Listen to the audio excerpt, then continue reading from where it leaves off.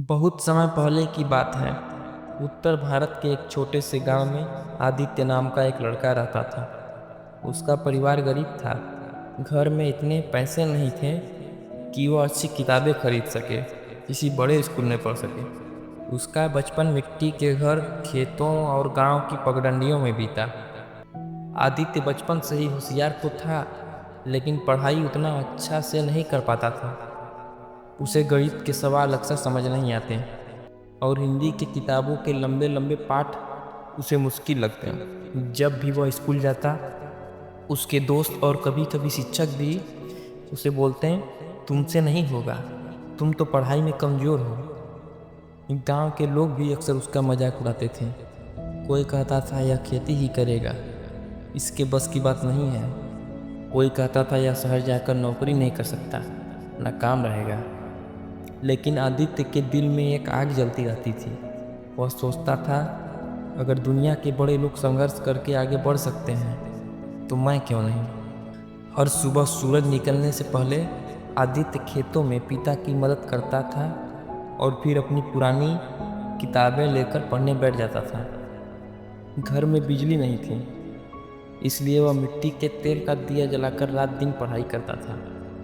कई बार ऐसा हुआ कि उसकी कॉपी खत्म हो गई थी, तो वह खेत की मिट्टी पर लकड़ी की डंडी से लिखकर अभ्यास करता था। कभी जब उसके पास पेन नहीं होता, तो वह दोस्तों से उधार मांगकर लिखाई करता था। उसके दोस्त उसे देखकर हंसते रहते थे, अरे इतना क्यों पढ़ रहा है, खेती बाड़ी ही करना है, इतना पढ़कर क्या कर लेगा। लेकिन आदित्य कानों में यह बातें कभी देर तक नहीं टिकती थी। उसके मन में बस एक विचार था, मुझे कुछ बनना है, चाहे जैसे भी हो। आदित्य ने पहली बार 10वीं की परीक्षा दी। वह गणित में फेल हो गया। पूरा गांव उसका मजाक उड़ाने लगा। लोग कहते थे, देखा हमने पहले ही कहा था, यह पढ़ाई के लायक नहीं है। आदित्य बहुत दुखी हुआ। एक दिन उसने माँ से कहा, शायद सब सही कह रहे हैं, मुझसे नहीं होगा। लेकिन माँ ने उसके सिर पर हाथ रखते हुए कहा, बेटा असफलता ही सफलता की पहली सीढ़ी है, कोशिश करने वाले कभी हारते नहीं। यह बातें आदित्य के दिल को छू गईं। उसने हार मानने की बजाय और ज़्यादा मेहनत करने का निर्णय लिया। आदित्य ने दिन रात मेहनत की। वह खेत में काम करता, फिर स्कूल जाता और रात में देर तक पढ़ता।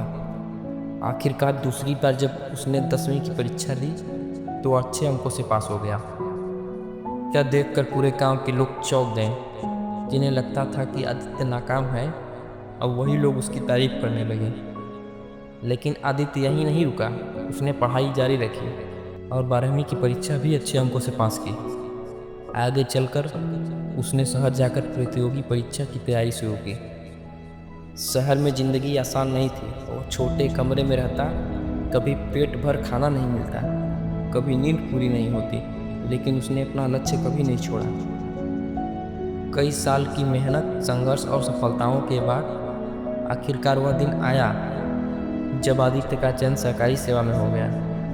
उसका नाम अखबारों में छप गया। गांव के लोग हैरान रह गए। जो लोग कहते थे यह नाकाम रहेगा, अब वही लोग उसके घर आकर कहते हैं, आदित्य हमें तुम पर गर्व है, तुमने सच में साबित कर दिया कि मेहनत से ही सब कुछ संभव है।